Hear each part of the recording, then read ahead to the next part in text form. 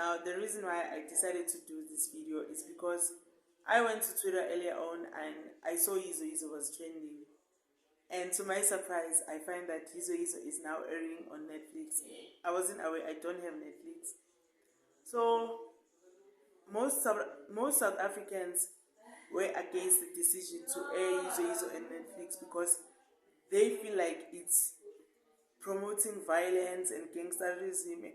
And I feel like most people are missing the whole point. Yizo Yizo was supposed to be an educational show because at the end of the day,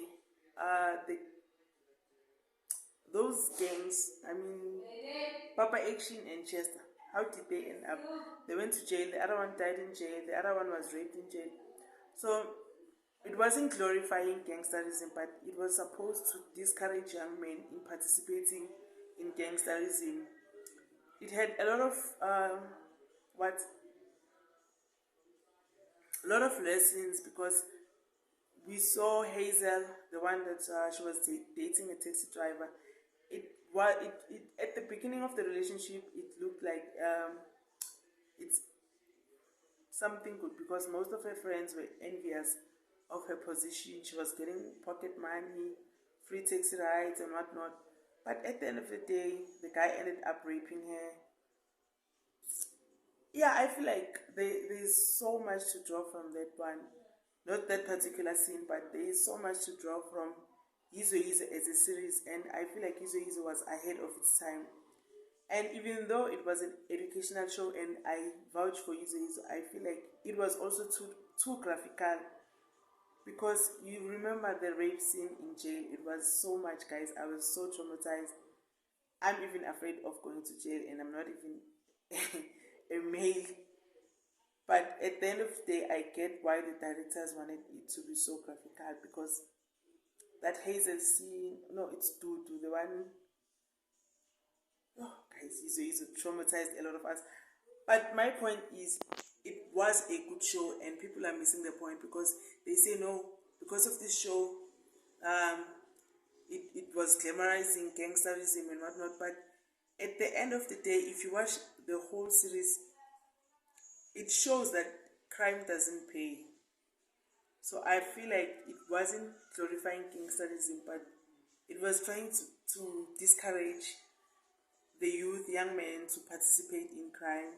Peer pressure, you have to be aware of peer pressure because, I don't know, I feel like Mantwa and Javas, their relationship, yeah, even though they liked each other, but there was too much hair from the other girls.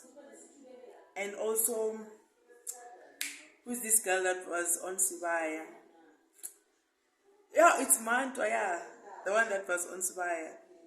Mantwa, she wasn't paying attention. She was into partying and school stuff. Like, she was this hot girl. No.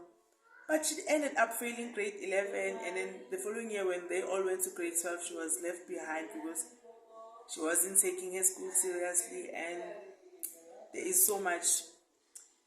Who else? That guy that ended up in wheelchair. He was the most feared. I don't know. He wasn't a gangster, but yeah, gangsters feared him because they knew, this guy doesn't play, he'll shoot you, whatnot. But what happened to him? He ended up in wheelchair. Papa Ishlin ended up dying in jail. Chester was the woman. So, if you are watching the show, you need to understand the storylines and how these characters end up. I feel like it's a good thing that the younger generation get to witness Yizo Yizo, and we shouldn't bash it because the aim of the directors was to get the youth's attention and try to mold them into law-abiding, responsible citizens. So I'm not going to watch Yizo Yizo on Netflix. I don't have Netflix, but if you have Netflix, I suggest, if you don't know anything about Yizo Yizo, go and watch. But it's so graphical, it's going to traumatize you. Yeah, I'm just gonna wrap this video here and thank you. Bye.